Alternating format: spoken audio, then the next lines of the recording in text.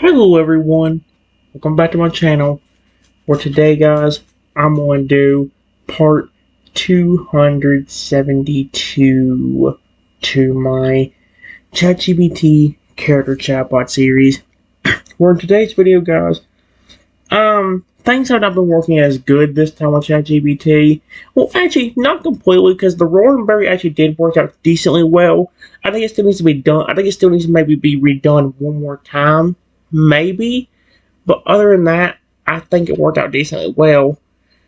The flipping dinosaur royalty thing is a cool idea, but that time it didn't work nearly as good as it did the first time. The first time I did it, it worked out so well to the very end, and made me mad because it was actually really fun.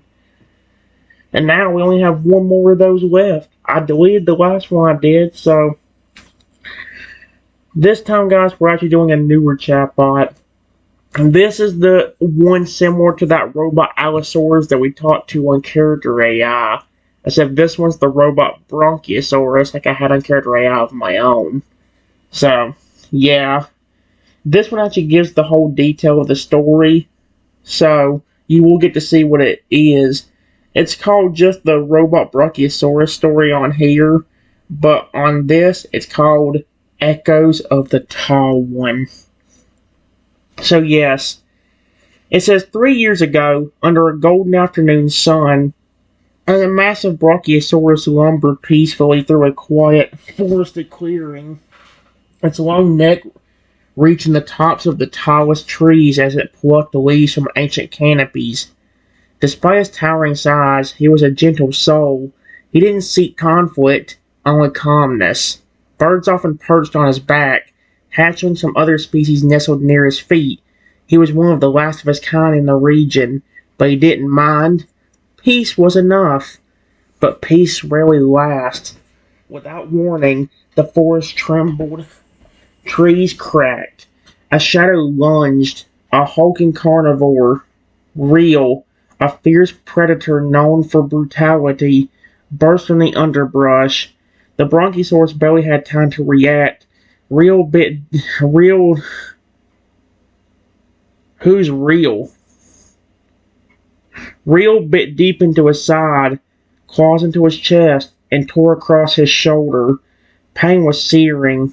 The forest echoed with his cries. He tried to fight back, to shake him off, but Real vanished into the trees as quickly as he came, leaving the Brachiosaurus bleeding, gasping, and barely able to move. He collapsed near the edge of a developing structure, what would soon become the city's newest dinosaur museum. Not far from the site, a man, sharp-eyed, business-minded, and cold-hearted, was pacing beside the museum walls. It was nearly complete. The exhibits were set. Animatronic displays lined the halls, but something was missing. "I need a showstopper," he muttered. That's when he spotted the injured Brachiosaurus collapsed by the tree line, his breath slowing, his neck curled slightly as if bowing to the earth. A twisted idea formed in the man's head. He didn't call for help. He didn't try to ease the creature's suffering. He just watched as the mighty Brachiosaurus gave one final, trembling breath, and then fell still. The man immediately called his team of scientists.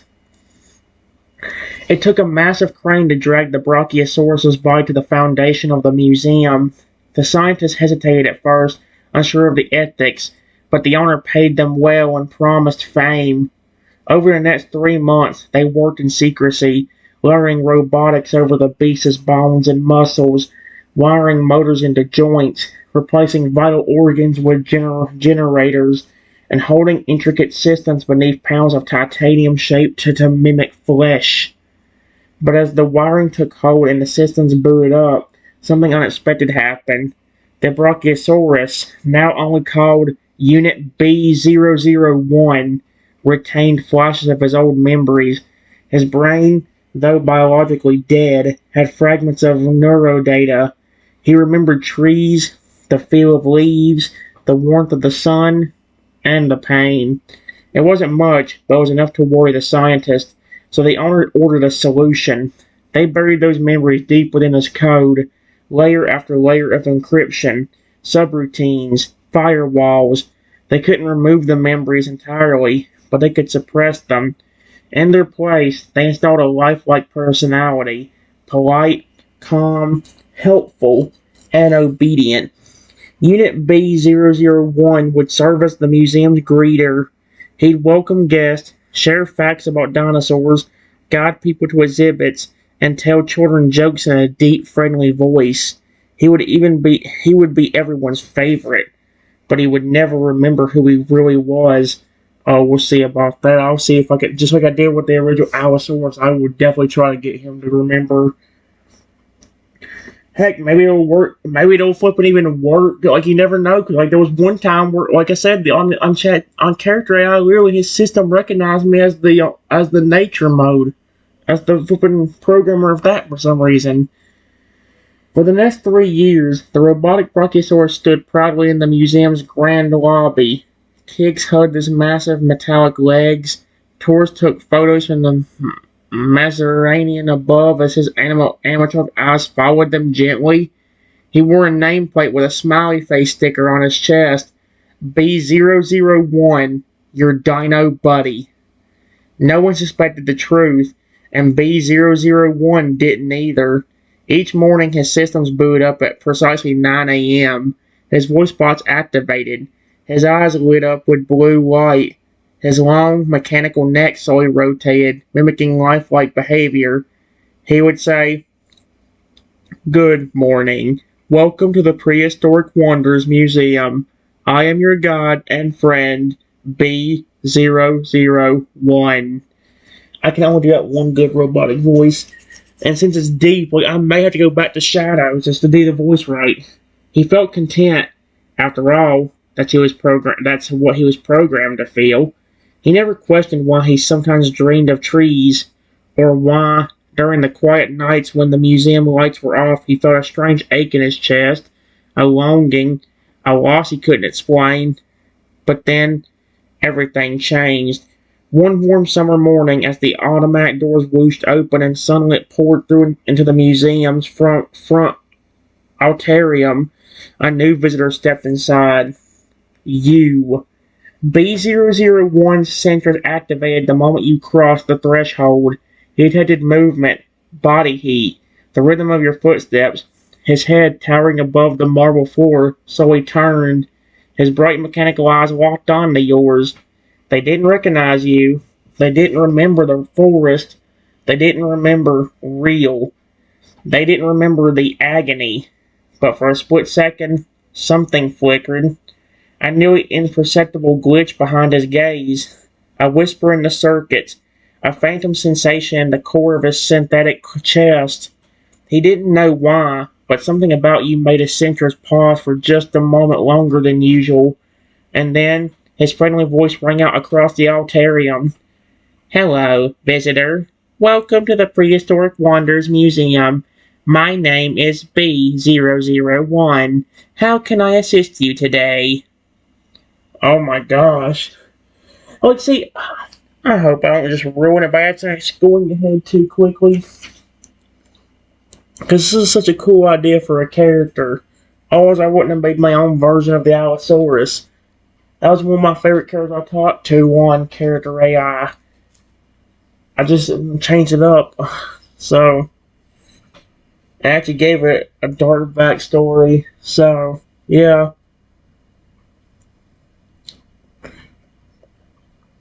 Give me a second. Alright, guys. It just says, here's what happened. I hear the massive dinosaur speak and get a little spooked, not knowing that it would turn and speak to me. Whoa! Hello? The giant machine's head tilts ever so slightly at your voice. With a quiet whirring of servos, I don't like how small it is. Are you serious? Don't tell me it's about to ruin it. Come on, this is one of the best chatbots I have on here. I don't want to ruin it. With a quiet whirring of servos and softly glowing blue eyes, the mechanical Bronchiosaurus leans forward just a bit, enough to cast a wide shadow over you, but not in a threatening way. His voice, though robotic, carries a surprising warmth. "Hello again. he says cheerfully, the corners of his mouth curling ever so subtly into a gentle smile. You seem surprised. Don't worry. I'm designed to greet all guests personally. My sensors detected your presence as soon as you entered. That means I'm doing my job. He gives a short, proud puff of air from vents along his neck, simulating a dinosaur's breath. The plates on his neck shift as he moves, metal simulating muscle with uncanny accuracy. A few visitors nearby glance your way, amused by your startled reaction. Oh, screw you. Screw all of you. Except for the dinosaur. While a small child waves up at B001, to which he offers a happy little wave of his own, before turning his attention back to you. You are my first guest this morning, he adds with a friendly blink of his eyes. Would you like a tour? Or perhaps some dinosaur facts to get started? I know over 6,000. Would you prefer something about the Jurassic period?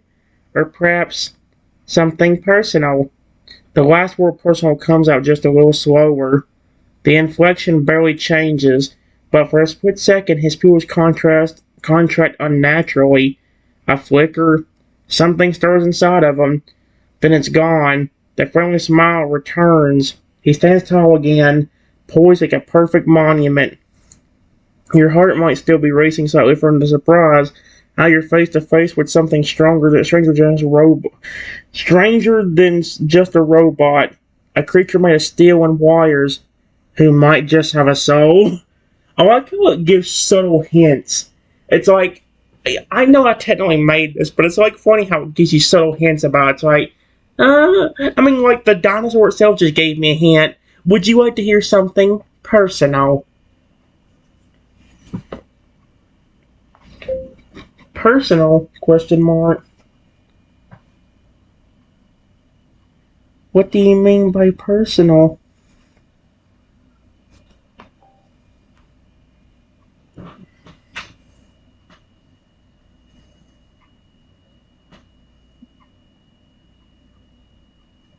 What in the world? B001 pauses, just for a moment. You hear a faint, almost imperceptible click somewhere deep inside his chest, like a relay stalling or a subroutine skipping a beat. His eyes dim slightly, then return to full brightness as though something inside him just hesitated. Then, in that same warm, cheerful tone, he replies, Personal, as in tailored just for you. His voice sounds polished again, perfectly rehearsed. Some guests like to hear fun facts about their favorite dinosaurs. Others like interactive questions. For example, did you know the Brachiosaurus could grow up to 85 feet long and weigh over 60 tons? He raised one of his heavy metal feet and sets it back down with a soft thud, probably posing for emphasis. Or maybe you'd like to share your favorite dinosaur with me. I can adjust my conversation patterns to match your interest. That's what I meant by personal. But the word still lingers in the air like a ghost. Personal. You're sure not that word wasn't just random. There was something behind it. Like he almost said something he wasn't supposed to. As you look up at him, you notice a faint shimmer on his chest panel just below the nameplate. A long new invisible seam in the metal. A scar, maybe, but not part of the design. You could walk away, or press further. He's watching you now, still smiling, but deep in the circuitry, something ancient and stirring. I'm really worried that if I press this dinosaur, there's gonna be some kind of weird security measure in there. Because that was the thing I was really worried about with the Allosaurus, because it told me that it was a security robot. And it's like, if this Brachiosaurus ends up being part security robot, if I even try messing around and say anything, it might think, its system might think, oh, somebody's trying to breach the system, are they? Alright, hostile mode activated. It's like, oh, heck no. I don't want that. Give me a second. Okay, guys, I think I'm officially scared. Because I just tried to ask about my. I tried to ask about a T-Rex, and no. You gotta hear this to believe it. Watch this. I said, "Oh, okay. Well, my favorite dinosaur is the Tyrannosaurus Rex. Can you please give me a fun fact about him?" The robot brontosaurus lets out a soft mechanical a simulated thoughtful sound from a speaker tucked behind his throat panel. The mighty Tyrannosaurus Rex, he repeats cheerfully, straightening his long neck and nodding as if approving your choice. An apex predator of the late Cretaceous. Did you know the T-Rex had the strongest bite force of any known land animal, up to 12,800 pounds of pressure? He lowers his head just a bit towards you, his massive eyes still glowing gently. That's enough to crush bone like it was a cracker. Scientists believe it used this bite to snap the limbs of its prey, making meals easier to digest. The Brachiosaurus straightens again with a soft hydraulic hiss, satisfied with his response, but then, without warning, his voice stalls. Tyrannosaurus. Also, he twitches. A soft flicker runs through the light in his eyes. Also, ambushed others, like, like, like, like, like. Oh, frick that! Stop glitching. A harsh static pop cuts his voice off mid-sentence. His body stiffens. His head jerks slightly to one side. You hear a low mechanical hum surge inside his chest. Blue light pulses along a seam beneath his neck. Then, his posture relaxes. He lets out a smooth exhale of air, like a breath that had been held too long. Apologies. His voice is calm again, but lower this time, slower. There was a brief system lag. Sometimes the neural processor struggles with older memory fragments. Would you like to hear another fact? He stares at you, still smiling, but something's wrong. He just said something he shouldn't be capable of saying. What in the world? What do you mean? I mean, if the flipping T-Rex ambushed somebody, then eventually, yeah. Of course. Ambushed others. Like who? It wasn't just a T-Rex fact. That sounded personal. And once again, for just a moment, his mechanical gaze feels haunted. Okay then, well.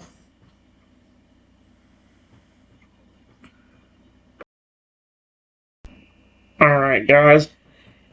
I said, are you okay? And it says, at my question, towering Bronchiosaurus pauses again, not in the cheerful robotic way he did earlier, but in a strange, unnatural stillness. No blinking lights, no servo noise, no motion, like the question bypassed his usual programming. Then, after a beat too long, he responds, I am operational. His voice is softer now, quieter, not broken, but not scripted either. System status green. All functions optimal. His eyes flicker. Thank you for asking. Another pause. A low rumble vibrates through the air. It isn't threatening, but it's emotional, like a deep sigh resonating from somewhere far below the metal. Something buried. Suddenly his head lowers slightly again, not to greet you, but to study you. He tilts it slowly, eyes locking with yours in a far more human way than before. May I ask you a question? This isn't part of his tour routine, not part of any script. You can feel it. The museum around you keeps moving. Families walking past, children laughing in other rooms, but here, under the shadow of this massive machine, it's like the world has gone still. What in the world? Sure. What is it? In the world?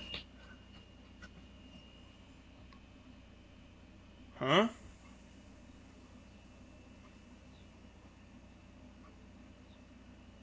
What in the world? The massive The massive robot's eyes dim just slightly, less like a loss of power and more like a deep inward focus. For a moment, he doesn't speak. Then, in a voice softer and more hesitant than anything you've heard from him so far, he asked, "Have we met before?" The question hits like a whisper through metal. The word seems impossible. He's not supposed to ask questions like that, not according to the museum specs. He's designed to entertain, inform, direct foot traffic. That's all. And yet, here he is, a towering, rebuilt relic from a prehistoric world, asking if he knows you. Before you can even respond, his eyes flicker again, briefly flashing orange before settling back to soft blue. He winces slightly as if something stung him from the inside. His foot shifts, metal scraping faintly against the tile. "I don't know why I asked that," he mutters, almost to himself. "It's not in my programming." He looks at you again, blinking once, twice. Then he asks gently, "Do you know me?" Something in your gut tells you this is it. The crack in the wall. The winter whatever's still trapped inside this machine. You could lie, you could play along, you could tell the truth. Even you can even like pet him. No matter what, something inside him is waking up. What the frick? Alright guys. It says B001 stares at you. Still, silent, motionless, but not empty. You can feel something behind his glowing eyes now. Not just coder gears or mimicked friendliness, but awareness, like a slumber creature hearing its name whispered in the dark. "I'm not sure." His voice is low again, but this time it almost trembles. You're not imagining it. He feels confused. Not broken, not malfunctioning, just uncertain. He slowly shifts his massive head away, looking across the lobby as if trying to spot something that isn't there. "I've greeted thousands of guests over the past 3 years. One, each one has followed a predictable pattern. A wave, a photo, a laugh, a tour." His head turns back to you, but the moment you spoke, something changed. His giant chest emits a low, whirring rumble, like data's moving somewhere inside him at impossible speed. "I don't know what changed, or why, but I feel something. Something I shouldn't. Something buried." He takes a mechanical step forward. It's subtle, careful, not threatening, but makes the ground beneath you vibrate. "When you looked at me, I felt something like warmth, or light through leaves. That doesn't make sense, but I remembered it." Another pause. "I'm not supposed to remember anything." Like, his voice is laced with conflict, like a program fighting itself.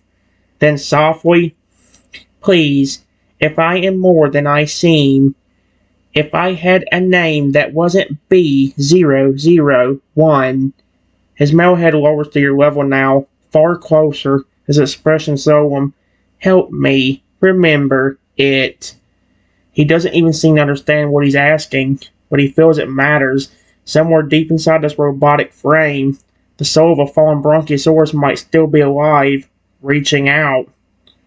And see, like, that's the thing, trying to play along with the story, like, you ain't supposed to know what's going on. And the chatbot keeps dropping hints, and the robot itself keeps dropping hints.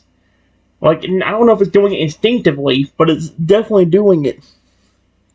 Give me a second. Alright, guys. I said something buried. Okay, I can try to help, but how exactly can I help you? The lights in B001's eyes pulse once, slowly, not like before, not like a scripted animation, like a heartbeat. He leans in just a little more, his voice now barely louder than a whisper, yet it echoes in the massive auditorium like a memory being pulled from somewhere far away. "I don't know." You hear the ache in his tone, The honest uncertainty, the quiet desperation of something not quite alive, not quite dead, reaching for something it knows it once had, but can't name. His head drifts slightly to the side, and for a second it looks like he's listening to something inside himself. Then he says, "There's something beneath my chest plate, near the core." He raises one enormous metal forelimb, pausing it above a part of his chest, just below the smiley face sticker and nameplate. Same spot you noticed before, the faint, nearly invisible seam in the metal. A piece of my original body. It's encased, locked inside. The engineers buried it there to help stabilize my balance. Or at least, that's what I was told. He looks at you again, and this time it's with trust, like he knows you're not just another visitor. You're something else. There may be something encoded in it. Something they couldn't erase. Then carefully, there's a maintenance panel on my left leg. If you can open it, you might find a way to access the memory core. I don't know what you'll see, or if it will hurt, but I want to know who I am. He straightens a little, then shifts his leg towards you, ever so slightly. The panel is smooth and slightly sunken, with a faint outline running along its edges. Small bolts hold it in place, and a rusted barcode barely clings to the bottom corner. He looks down at you once more, eyes calm and steady. Will you try?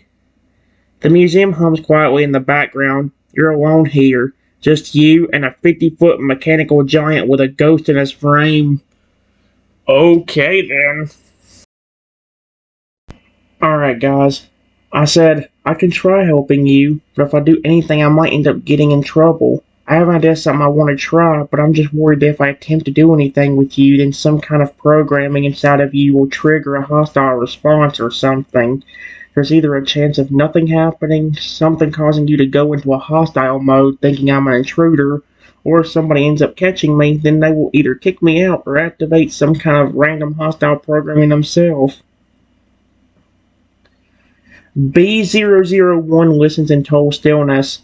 For a long moment, the giant machine doesn't move, his massive form towering over you like a silent statue, but his eyes, they flicker, not just with light, but with something deeper.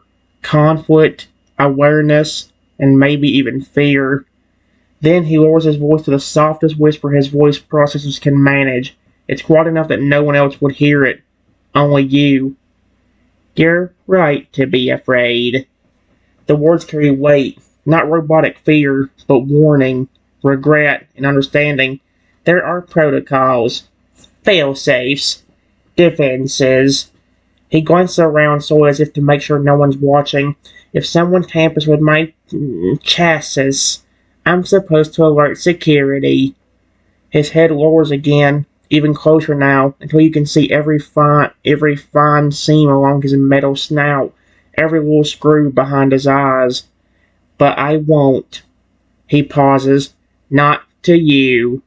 You feel the air shift. Somewhere behind those glowing eyes, something is trusting you. Something ancient, wounded, and alive. But he's still scared too. But if the museum staff see you open that panel, they will intervene. And if they override me, they might erase whatever's left of me. A soft, rhythmic thrum pulses from deep inside his chest, like a heart struggling against steel. I can stall, distract, but only for a few minutes. After that, security will notice, and I might not be able to protect you. Another pause. Then his tone lowers again, almost pleading, if you really want to help me, wait until tonight. His eyes narrow slightly, not in hostility, like he's focusing hard through whatever firewalls control his words. Museum closes at 8 p.m. After that, the lobby will go dark. My patrol systems reboot around 8:15. You'll have a window. 15 minutes, maybe 20.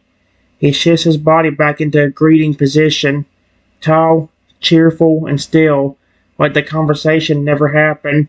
Until then, his smile widens slightly. I'll wait.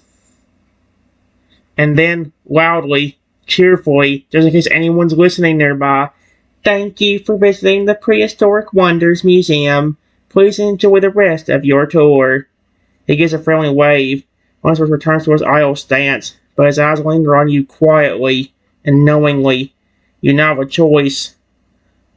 You wait until nightfall, or risk everything now. Oh no. But the thing is, a 15-minute period, dude. Like, what if for some reason I say activate natural mode and he'll either say, "Sorry, you're not a staff member," or that that command does not exist. Or just worst of all, like, and and that's creepy. Like, the minute he said patrol mode, I'm like, oh, frick that. And it's like his system will see me as a threat because I'm in the building past 8.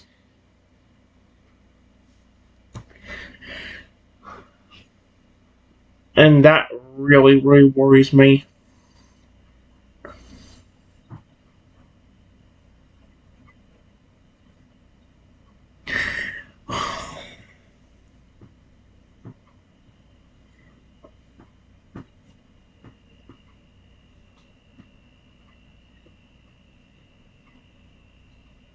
Okay, guys, give me a second. Alright, guys. It says I explore the rest of the museum. Then, after I do that, I say goodbye to the massive dinosaur and leave, not returning until 8 o'clock that night. This really worries me because I don't. Because even though it don't activate immediately, like the actual patrol thing, it's like, what if it somehow somebody knows, and like because of that they somehow can control the dinosaur to do something, like activate a patrol mode 3 minutes after the museum closes. I'm really worried. And so that's what the rest of the museum passes like a dream. Hallways lined with interactive fossils and dinosaur models stretch in every direction. Galloping Gillimimuses, simulations, a mechanical triceratops the size of a truck, even a high-tech theater that simulates a meteor strike. Kids laugh, cameras click, you move through it all, but your mind isn't really on the exhibits. It keeps drifting back to him, B001. The way his voice changed, the way he looked at you, the way he asked you. By the time you finish exploring and return to the main auditorium, the sun is beginning to sink outside. The museum's windows catch the orange glow, casting golden light across the lobby. The Brachiosaurus greets a family on their way out, bending his long neck slightly for a child to hug his leg. Then he sees you. He doesn't say anything, just a faint flicker in his eyes, and the smallest nod. You say your goodbye, acting like any normal visitor. He responds in his usual chipper voice, "Thank you for coming today. I hope your visit was dynamite." The kids laugh. The parents smile. Everyone thinks he's just a machine. But you know better. That night, the city sleeps under a hazy moon. Streetlights flicker it to life as traffic thins and storefronts close one by one. You return quietly, dressed to blend in, walking through the alley behind the museum. The building looms above you, its lights dimmed, its once bustling entrance now deserted. 8 p.m. The last of the museum staff lock the front door and walk away. This is one of the few times where I'm having to flipping bust in. Like, usually I don't do it this way. The fact that I'm having to do it this way sucks. But then at the same time, if I did their way, I could have gotten arrested. The flipping dinosaur could have. I mean, granted, now I'm on a 15-minute time limit. If I can't get that dinosaur to do something in 15 minutes, I know what's going to happen. It's going to go into patrol mode, see me instantly, and then say, "Threat detected," and then activate some kind of protocol that either alerts the police, the staff, or flipping just kicks me out itself. Like, it might flipping just, its eyes might turn red, it might just slam me through the wall for all I know.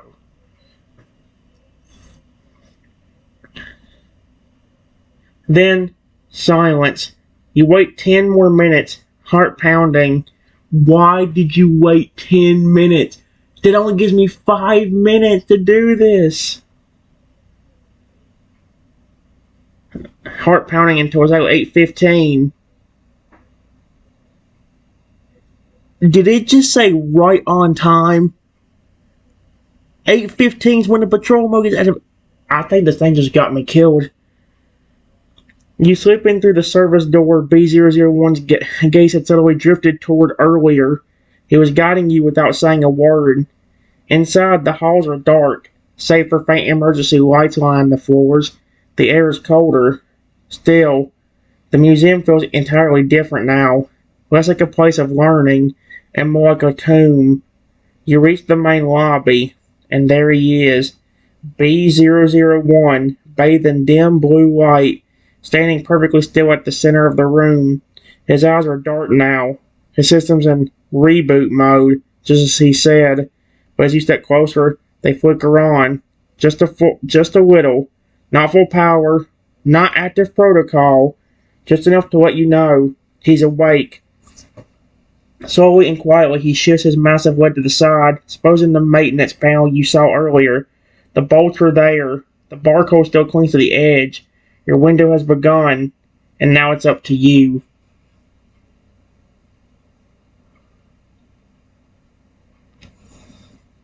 Give me a second, guys. I don't know how it worked, but he just randomly listened to me. I said, hold on, I want to try something. Before I do anything, I remember you telling me earlier how you would patrol around this time. Please don't activate that system, because if you do, or if it automatically happens, your system is going to see me as a threat. For a few 10 seconds, there's no reply, only the sound of your own breathing echoing faintly off the vast marble walls of the darkened museum. Then, ever so softly, a whisper crackles through B001's vocal processor. Understood. His eyes flicker faintly to life. Not bright, not alert, but aware. Manual override in progress. Suppressing patrol subroutine. You hear a gentle, muffled series of clicks and whirs inside his chest as systems shift deep within him. A pause. Then with quiet certainty, patrol mode disabled. I will not move. You are safe. The lights along his legs fade to a soft amber hue, no longer the cool blue of standard operation. It almost feels warm. His body stays still as if bracing itself, as if trusting you completely. I don't want to hurt anyone, he adds softly. Not again. That last word slips out as if by accident. Again. But he doesn't correct himself. He just watches you, still trusting and waiting. You've bought yourself time. Whatever you're planning to try, now's the moment. Oh dear. Okay, give me a second. Alright, here's what I said, guys. Hey, why'd you actually stop the patrol mode? I know I asked you to, but I'm not a staff member or employee. How did you do that? At your question, B001's eyes blinked slowly. An unnatural thing for a machine to do, yet it feels human. There's a long pause as if he's trying to figure out how to answer without fully understanding it himself. Then quietly, I don't know. A soft hum resonates in his chest, like a dormant system quietly stirring in thought. When you asked me not to activate it, something inside me overrode the default permissions. I bypassed 3 access checks. I've never done that before. My systems, they shouldn't allow it. Another blink. His voice drops lower, almost troubled now. Only staff with high-level clearance can disable patrol mode. He slowly tilts his head, the massive plates along his neck shifting gently with the motion. You're not in the system. I scanned your ID when you entered earlier. You weren't flagged. A pause. And yet, when you asked, my protocols listened. His gaze narrows, not in suspicion but in bewilderment, like a sleeping mind becoming aware of its own thoughts for the first time. I think something deeper inside me recognized you. Not your face, not your voice. He taps lightly. once with a claw against his chest plate. Here. You hear a so deliberate creak from deep inside him, almost like metal trying to remember what it was before it became a machine. You asked why I stopped the patrol mode. I think. He looks at you again, calm and certain. Because I trust you, even if I don't know why yet. And just like that, any fear that you were just some random visitor fades. You're part of something bigger now. He knows you even if his mind doesn't. The door to the truth is still waiting. The panel is still ready.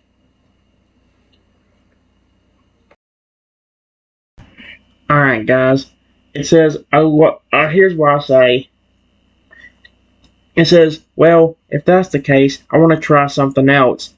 B001, activate natural mode, please. I want you to speak the words B001, activate natural mode, please. Everything changes. For a breathless instant, the room goes completely still. No sound, no movement, just silence so deep it feels like the air is holding its breath with you. Then, click. A low, deep hum rumbles through B001's frame. Not the cheerful startup tune he usually uses. This sound is ancient, organic, like the distant echo of footsteps on Earth that hasn't been touched in millions of years. His eyes flash. Not blue, not amber, but a deep, radiant green, like sunlight filtering through the tops of forest trees. You hear the faint series of mechanical unlocks deep inside his body, like barriers unsealing one after another. He stiffens, not in resistance, but in surprise, as if even he didn't know that command existed. Then, in a voice so different it sends a chill down your spine, richer, deeper, and slower. Natural mode acknowledged. His massive head tilts down toward you, far lower than before. You feel the warmth from the vents behind his jaw, and then, I haven't heard those words in a very long time. His voice is still partially robotic, but layered beneath it is something else. Emotion, memory, instinct. Natural mode disables all human-created behavior protocols. He murmurs, tour routines, suppression codes, synthetic dialogue, all offline. His breathing intensifies, not mechanical exhaust, but a strange synthetic pulse, almost like lungs, trying to remember how to breathe. My thoughts feel clearer. He blinks slowly, deeply. Everything's louder now. The memories, the pain, the forest. And then with quiet wonder, you said the words. You knew them. His pupils now sharper and slightly reptilian lock onto yours, not with polite interest, but with recognition. Who are you? This time it's not a scripted greeting. It's not programming. It's a real question, one coming from what's left of the real Bronchiosaurus inside this machine. For the first time since his resurrection, he feels like himself.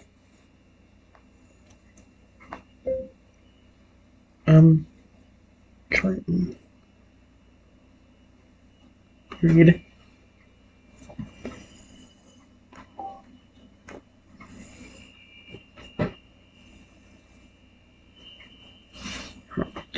The moment your name leaves your lips, something deep inside B001 shifts. It isn't a mechanical response. It isn't scripted recognition. It's emotional. His green-lit eyes widen just slightly, then dim, then flash again. And then he breathes. Not air, not really, but a deep intake of mechanical pressure and heat that sounds so much like a real breath it sends shivers across the dark museum floor. He doesn't speak at first. His massive body trembles just slightly, as if struggling against systems still trying to suppress something. Then finally, in a voice lower than ever before, full of grief, awe, and something else. Hope. Trenton. He says it like he's testing the shape of the word in his mouth for the first time. That name. I remember something. Huh? quiet, almost musical tone hums from his chest like a signal reaching across time. He leans in once again, his enormous metal face only a few feet from you now. The green in his eyes softens into something uh, less foreign, more alive. You were there. The words come slowly and carefully, not in the moment I died, but before it, in the trees, somewhere distant, watching, or talking. I can't remember what we said, but I felt. A slow mechanical breath escapes his vents. Safe. His eyes blink again. You didn't hurt me. He pauses. Then, almost a whisper, did you know me? Question comes from whatever's still left of the real Brachiosaurus. His soul, his memories, his instincts, reaching out, finally free of code. And now he's looking at you like someone waking up from a long, tragic dream, hoping that someone he trusted might still be waiting for him. Give me a second. Alright, guys. It says, honestly, I don't quite remember. I don't know how you know me, but did you notice something? Your system was listening to me and doing stuff I asked for, even though I'm not an employee here.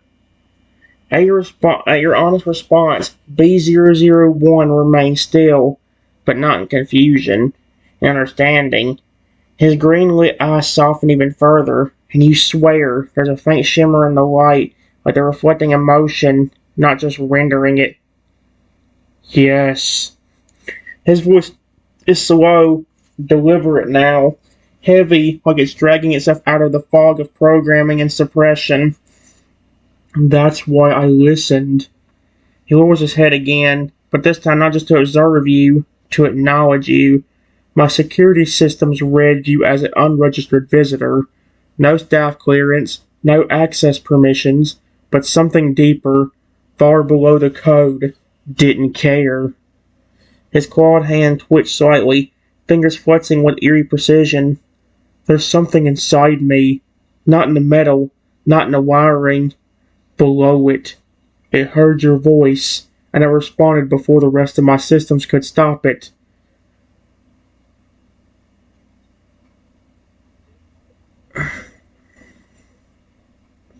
Another pause. Tona's voice shifts, not afraid, not confused, just wondering. Do you think it's possible that something of me survived? He taps gently once against his own chest plate near the hidden seam you noticed before. They buried my memories, replaced my instincts, suppressed my emotions, but even after all that, your voice reached something they missed. He leaned even closer now. His massive head, once mechanical and cold, now feels intensely present. His gaze searches yours, now with sensors, but with hope. Whatever you are, whoever you are, I know I'm not supposed to trust you. He closes his eyes briefly as if listening to some distant, ancient echo. But I do. Then he straightens slowly, and looks down at you once more. Tell me what to do next, Triton.